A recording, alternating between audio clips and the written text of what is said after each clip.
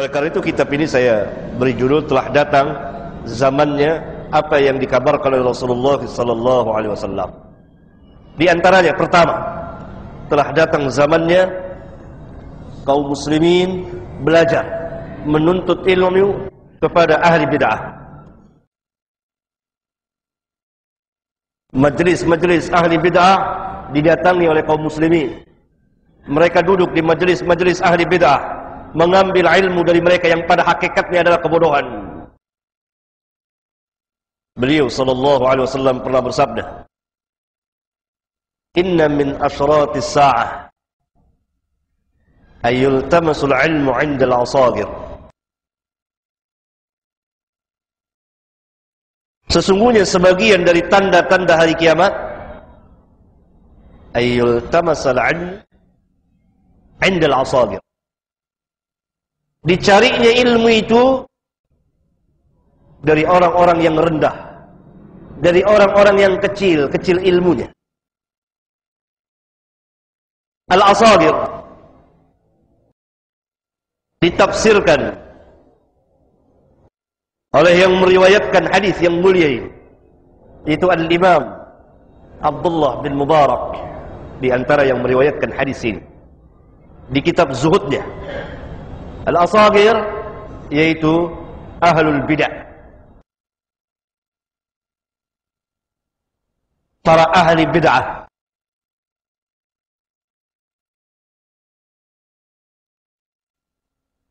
Ini telah terjadi dan sedang berlangsung kejadiannya pada zaman kita sekarang ini. Hadis yang mulia ini merupakan salah satu tanda dari tanda-tanda kenabian dan kerasulan beliau. Apa yang beliau katakan akan terjadi, telah terjadi dan sedang terjadi. Sekaligus hadis yang mulia ini merupakan peringatan yang sangat-sangat keras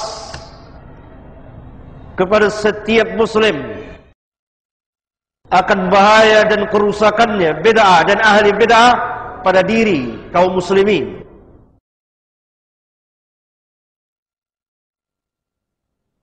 Hendaklah mereka menjauhi bid'ah sejauh-jauhnya, menjauhi ahlul bid'ah sejauh-jauhnya, karena ini bukanlah ilmu. Dan peringatan bagi mereka agar tidak duduk, tidak mendengar perkataan ahlul bid'ah.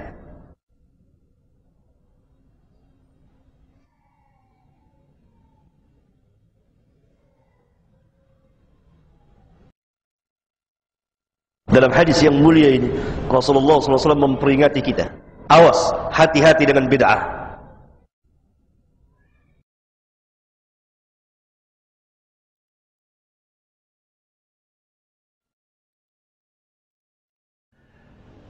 Soal datang pertanyaan dari sebagian kaum muslimin, apakah orang yang melakukan salah satu tanda dari tanda-tanda hari kiamat dia termasuk orang yang tercela atau bagaimana? Kalau kita melihat jawabnya, kalau kita melihat kepada hadis-hadis Rasulullah SAW, orang yang melakukan salah satu tanda atau beberapa tanda dari tanda-tanda hari kiamat, apa yang beliau katakan akan terjadi, ada yang tercela dan ada yang terpuji, ada yang tercela dan ada yang terpuji. Ada yang haram, ada yang tidak haram, tapi hilang keutamaan.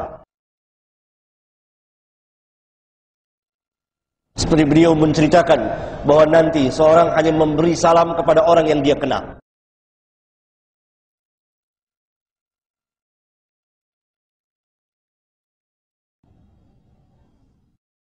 Nah, saya hanya memberi salam kepada antum yang saya kenal, itu kepada antum, itu kepada antum. Saya tidak memberi salam kepada kaum muslimin yang lain. Sebagai salah satu pelaku dari tanda-tanda hari kiamat. Dan perbuatan saya ini bukanlah haram,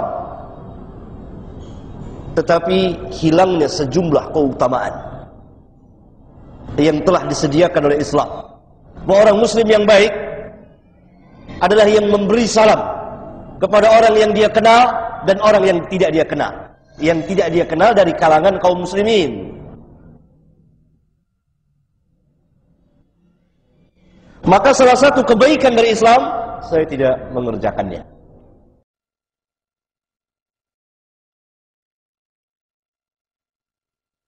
Ya? Dan lain-lain banyak sekali. Nah, mendatangi majelis-majelis ahlul bidah, duduk di majelis-majelis ahli bidah, salah satu pelaku yang tercela, salah satu perbuatan yang tercela, dan pelakunya tercela.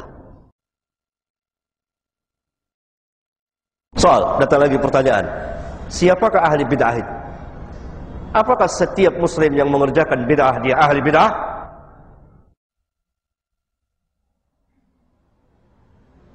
Atau lengkapnya pertanyaan itu, apa bid'ah itu?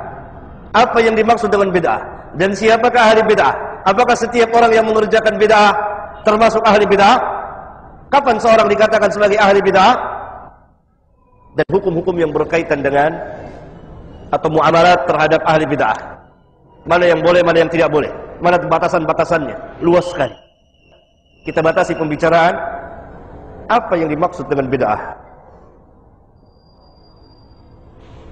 Bid'ah dijelaskan langsung oleh Rasulullah SAW artinya. Yang masuk dalam arti secara bahasa dan istilah secara syar'iyyah. Iyyakum wa muhdatsatil umur fa inna kulla muhdatsatin bid'ah. Fa inna kulla muhdatsatin bid'ah. Awaslah kamu dari urusan atau perkara-perkara yang baru. Muhdats. Setiap perkara yang baru bid'ah. Rasulullah SAW langsung menjelaskan arti bid'ah secara syar'iyyah. Beliau melarang kita dari urusan perkara-perkara yang baru dalam hal apa? Dalam hal din, agama, peribadatan kepada Allah.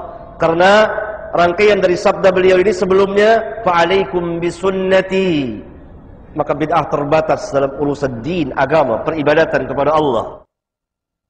Tidak urusan duniawiyah yang berkembang berjalan sesuai dengan tingkat berpikir atau keilmuan manusia. Seperti dahulu kendaraannya kuda dan onta dan keledai. Sekarang kendaraan kita mobil, motor, kereta api, pesawat dan seterusnya. Kalaupun mau dikatakan bid'ah secara lugawiyah, secara bahasa, karena segala sesuatu yang baru yang tidak ada contoh sebelumnya itu bid'ah. Tetapi yang dimaksud ini dalam masalah din. Fa inna kulla muhdatsatin bid'ah. Ini bid'ah. Berarti bid'ah adalah sesuatu yang baru dalam din, agama. Baik itu merupakan keyakinan atau peribadatan, merupakan i'tiqad atau peribadatan yang dimasukkan orang ke dalam agama, kemudian dijadikan sebagai bagian dari agama, kemudian dikerjakan dengan niat takarrub, mendekatkan diri kepada Allah dengan mengharapkan ganjaran. Itu bid'ah.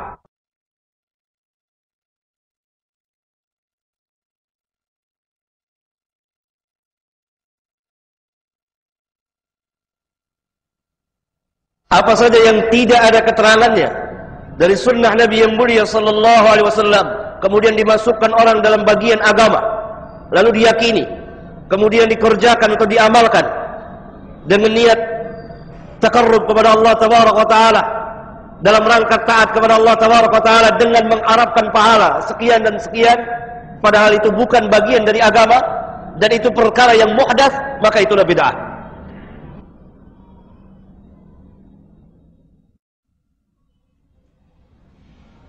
Walaupun pelakunya bermaksud baik.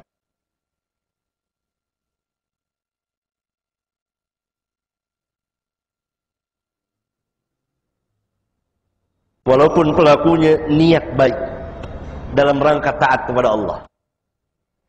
Tetapi melakukan amal taat kepada Allah harus sesuai dengan apa yang Allah syariatkan melalui lisan Nabi yang mulia sallallahu alaihi wasallam. Tidak bisa kita buat-buat. Ini bid'ah.